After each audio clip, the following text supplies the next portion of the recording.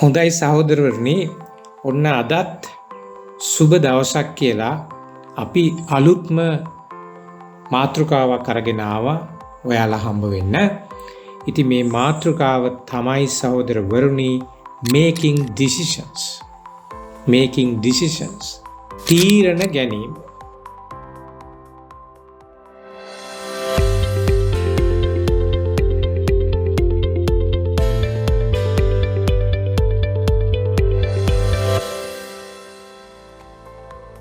ඔබගේ ජීවිත කාලය තුළ පාසල් යන වයසේ දැනුම් තේරුම් තියෙන වයසේ ඉඳලා වැඩිහිටි මහලු විය දක්වා ඔබ තීරණ ගන්න.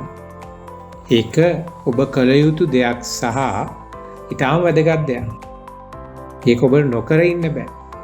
තීරණ ගැනීම ඒක දවස්පතා කරන්න පුළුවන් නේද? පැයෙන් පැයට කරන්න පුළුවන්.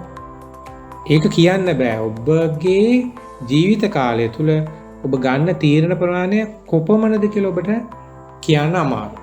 හරි, එහෙනම් දැන් අපි තීරණ ගන්නවා කියන එක අපි දන්නවනේ. අපි හැම කෙනෙක්ම දිනපතා තීරණ ගන්නවා. decisions ගන්නවා. right? You make decisions every day, every hour. එතකොට නිතරම decisions ගන්නවනම් මේකට පොඩි ස්ට්‍රැටජියක් තියෙනවා. මෙන්න decision ගන්න විදිය ගැන අපි හරියට දැනගන්න ඕන. අපි දන්නවා අපි තීරණ ගන්න එක ඊටාම වැදගත්. හැබැයි මේ ගන්න තීරණ වලින් අපිට වෙන බලපෑම, සමාජයට වෙන බලපෑම කොහොමද කියන එක අපි හොඳට විමසා බලන්න ඕන. එහෙම බලලා ගත්තොත් තමයි ඒ තීරණය නිවැරදි තීරණයක් වෙන්නේ. ඉතින් ඒකයි මම මේ කියන්නේ තීරණයක් ගන්නවයි කියන එක ලේසි පහසු වැඩක් නෙවෙයි. හැබැයි අපි දන්නවා මේ එදිනෙදා ජීවිතයේදී අපි ඕන තරම් තීරණ ගන්නවා. හැබැයි මේ තීරණ අරගෙන හරිද? තීරණ අරගෙන කාලයක් ගිහිල්ලා ඒවයි ප්‍රතිඵල එනකොට තමයි අපි කල්පනා කරන්නේ මං ගත්ත තීරණය වැරදි. මම ගත්ත තීරණය මීට වඩා හොඳට හිතලා බලලා ගන්න තිබුණා. අන්න ඒකයි මම කියන්නේ ඔබ ගන්න තීරණය හරියට ගන්න ඕන. මේක ඔයා සෙල්ලමට ගන්න එපා. පොඩි දෙයක් කියලා හිතන්න එපා. මේ වගේ ජීවිතේ හැරවුම් ලක්ෂයක් වෙන්න පුළුවන් මේ තීරණ ගැනීම තුළින්. මම ඔයාලට ඉස්සරහට මේවා එක්සැම්පල්ස් දෙනකොට ඔයාලට හිතෙයි මේක තරම් ජීවිතේ වැදගත් වෙන කිසිම දෙයක් නැහැ කියලා. එච්චරට මේක පවර්ෆුල්. මේ ඩිසිෂන්ස් ගන්න එක එච්චර පවර්ෆුල්. ඔබ දන්නේ නැහැ තීරණයක් ගන්න එක මටත් තීරණ ගන්න පුළුවන්. අපි ඔය වොන් තරම් ගත්ත තීරණ ඒවැ හරිය ගිහිල්ලා තියෙනවා වැරදිලා. ඉතින් ඒක අපි හැමෝම දන්නවා. හරියන්න වරදින්න තීරණ ගන්න පුළුවන්, කිසි ප්‍රශ්නයක් නැහැ. හැබැයි අපි ගන්න තීරණ හොඳට ඒක ඇනලයිස් කරලා, විශ්ලේෂණය කරලා, හිතලා බලලා, වෙලාව අරගෙන අන්න හොඳ තීරණයක් ගත්තොත් ඔයාට ඉස්සරහට බලාපොරොත්තු වෙන්න පුළුවන් හොඳ පොසිටිව් ධනාත්මක පිළිතුරක්. ධනාත්මක රිසල්ට් එක, පොසිටිව් රිසල්ට් එක. එහෙම නැත්නම් හැමදාම අඬාඬ තමයි ඉන්නේ මං ගත්ත තීරණේ වැරදි. එහෙනම් ඒ ගත්ත තීරණය නිසා මට මේවා සිද්ධ වුණා. ඒව ප්‍රතිවිපාක මේවා ඇත්තටම ජීවිතේට ඉතාම වැදගත්. මේ decisions making කියන එක මාර වැදගත්. හොඳට මේක ඔලුවට දාගෙන මේ කතාව අහන්න. මේ මං කියන වැඩ ටික ඔයා කරන්න. එතකොට ඔබට වාගේ අද ඉඳලා ගන්න තීරණ හොඳට ලස්සනට ප්‍රශ්නයක් නැති වෙන තීරණයක් ගන්න පුළුවන් බවට කෙනෙක් බවට පත් වෙනවා. දැන් ඔයා තීරණ ගන්නිද්දී ප්‍රධාන වශයෙන්ම සැලකිලිමත් වෙන්න ඕන දේවල් කීපයක් තියෙනවා. පළවෙනි එක තමයි ඔබ තීරණයක් ගන්න වෙලාව. හොඳට තීරණය කරන්න ඕන. ඔබ තීරණයක් ගන්න වෙලාව. ඔයා ගොඩාක් සතුටෙන් ඉන්න වෙලාවක නම් තීරණ ගන්න යන්න එපා. ඔබ ගොඩාක් දුකින් ඉන්න වෙලාවක නම් ඔබ තීරණයක් ගන්න යන්න එපා. ඔබ ගොඩාක් තරහින් ඉන්න වෙලාවක නම් තීරණ ගන්න යන්න එපා. දැන් මේක වැදගත්ම අවස්ථා 3ක් මම මේවාට කියලා දුන්නා. පළවෙනි එක, ඔබ සතුටින් ඉන්නවනම්, ගොඩක් සතුටින් ඉන්නවනම් තීරණ ගන්න එපා කිව්වා. ගොඩක් දුකෙන් ඉන්නවනම් තීරණ ගන්න එපා කිව්වා. සහ ගොඩක් තරහින් ඉන්නවනම් තීරණ ගන්න එපා කිව්වා. ඉතින් මේ අවස්ථා 3 ඊටාම වැදගත්. අපි ඔයා හොඳට හිතලා බලන්න මේ මොහොතට පෙර ගත්තු තීරණ. ඔබ මේ ගොඩක් දුකෙන් ඉන්න, සතුටින් ඉන්න, තරහින් ඉන්න වෙලාවල ගත්ත තීරණ, decisions හරි ගිහිල්ලා තියෙනවද? වැරදිලා තියෙනවද? 10% විතර හරි ගිහිල්ලා ඇති. හැබැයි ගොඩක් ඒ වෙලාවේ ගත්ත තීරණ, මේ හදිස්සියට ගත්ත තීරණ සම්පූර්ණම නෙගටිව් රිසල්ට්ස් තමයි වට ඇවිල්ලා ඇත්තේ. හරිද? අද දවසේ ඔබ දුක් වෙන ප්‍රතිඵල තමයි ඇත්තේ. ඒක මගේ ජීවිතයටත් අදාළයි, ඔබේ ජීවිතයටත්, අපි හැමෝගෙම ජීවිතවලට අදාළයි. ඒ නිසා හොඳට තීරණය කරන්න මෙන්න මේ අවස්ථා 3ේදී ඔබ තීරණ ගන්නේ නැහැ කියන. ඊළඟ එක තමයි ඔබ තීරණ ගනිද්දී මං කිව්වා හොඳට ඇනලයිස් කරලා තමයි තීරණය ගන්න ඕනේ. වෙලාව ගන්න. හොඳට වෙලාව අරගෙන තීරණය ගන්න.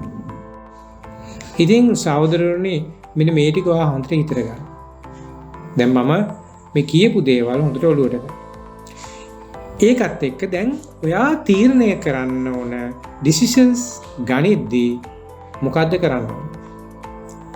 decisions ගනිද්දී ඔබ කළ යුතු පළවෙනි එක තමයි මෙන්න මේ ෆෝමියුලා එක මතක තියාගෙන මේ ෆෝමියුලා එකට ඔයා මේ decisions එකේ තියෙන positive සහ negatives ටික ලියා ගන්න. positive සහ negatives ටික ලියා ගන්න. PMI කියලා ෆෝමියුලා එක. PMI කියන්නේ pluses, minuses and interest.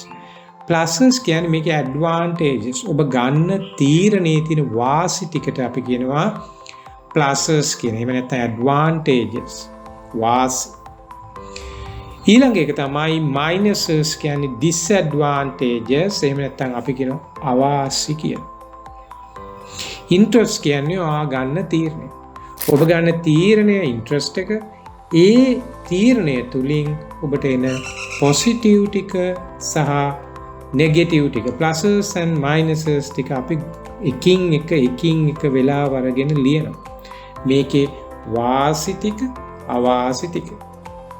දැන් අපි කියමු ඔබ රැකියාවකින් වෙනත් රැකියාවකට යනවා. නැත්නම් වැඩ කරන කම්පැනි එක ඩිපාර්ට්මන්ට් එකකින් තවත් ඩිපාර්ට්මන්ට් එකකට යනවා. නැත්නම් ඔබ ඉන්න පාසලෙන් වෙනත් පාසලකට දරුවෝ මාරු කරනවා.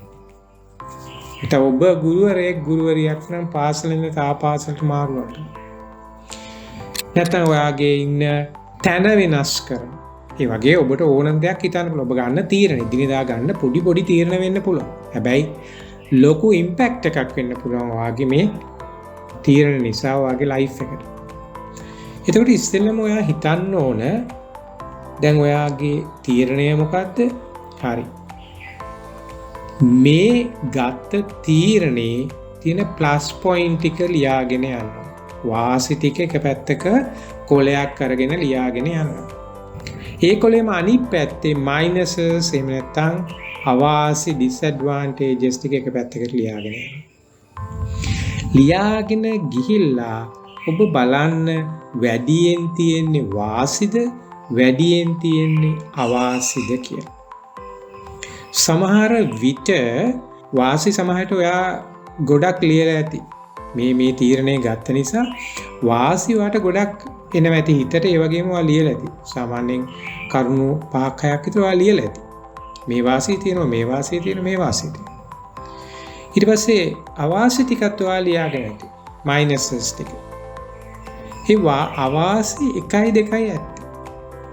හැබැයි හොඳට හිතට ගන්න මේ එකක් හෝ දෙකක් කියන අවාසිය සම්පූර්ණම ඔයාගේ ලයිෆ් එක චේන්ජ් කරන දෙයක් වෙන්න පුළුවන්. පැහැදිලිද මම මේ කියන්නේ? දැන් ඔයා හිතන්න නිකන් ඔයා දැන් ඉන්න රැකියාවෙන් තවත් රැකියාවකට යන්න එකපාරටම තීරණය කරනවා. ඇයි මේ තීරණය කරන්නේ? ඔයාගේ බොස් ඔයාට දිරවන්නේ නැහැ. දැන් අලුත් බොස් ගැන ඔයා දන්නෙත් නෑ අලුත් කම්පැනි එකේ. ඔයා ආයතනය ගැන බලලා ඔයා ප්ලසස් ටිකයි මයිනස් ටිකයි ලියාගෙන යනවා. ඔයා එතෙන්ට ගිහිල්ලා ඔයා වැඩ කරන්න යනකොට ඔයාට ෆේස් කරන්න තියෙන චැලෙන්ජස් ඊට වඩා වැඩි වෙන්න පුළුවන්. එහෙනම් ඔයා මේ ඇනලයිස් එක කරද්දී right pluses minus formula එක කරද්දී PMI formula එකට මේක දාද්දී හොඳට ඔළුව කල්පනා කරලා අවධානයෙන් ફોකස් එකක් දීලා කරන්න ඕන. එහෙම ඇනලයිස් කරලා ගන්න ඩිසිෂන් එකක් වැරදීමේ සම්භාවිතාවය ඉතාම අඩු. එම වර්ධිනව අඩු. ඔබට තමයි මේ හැකියාව තියෙන්නේ. ඔබ ගාව තමයි පොටෙන්ෂල් එක තියෙන්නේ ඕන දෙයක් කරන්න. එහෙනම් ඔබ වැඩ කරන්න ඕන. ඔබ තමයි හරියට ඩිසිෂන්ස් ගන්න ඕන. ඔබ තමයි මේ ඩිසිෂන් ගනිද්දී ඇනලයිස් කරලා හොඳට බලන්න ඕන. ටයිම් එකක් ගන්න ඕන. ඒ නිසා අද දවසේ මම වාත් එක්ක කතා කරේ තාම වැදගත් මාතෘකාවක්. එහෙනම් අද දවසේ මම හිතනවා ඔයගොල්ලෝ ගොඩක් දේවල් ඉගෙන ගත්තා. මේකෙන් අද දවසේ ඉඳලා ඔබගේ ජීවිතය සාර්ථක කරගන්න මම හිතන්නේ ගොඩක් වැදගත් වෙන මාතෘකාවක් අපි කතා කරේ. අපි නැවත හමු වෙමු. ඔබට සුබ දවසක් කියලා මම ප්‍රාර්ථනා කරනවා.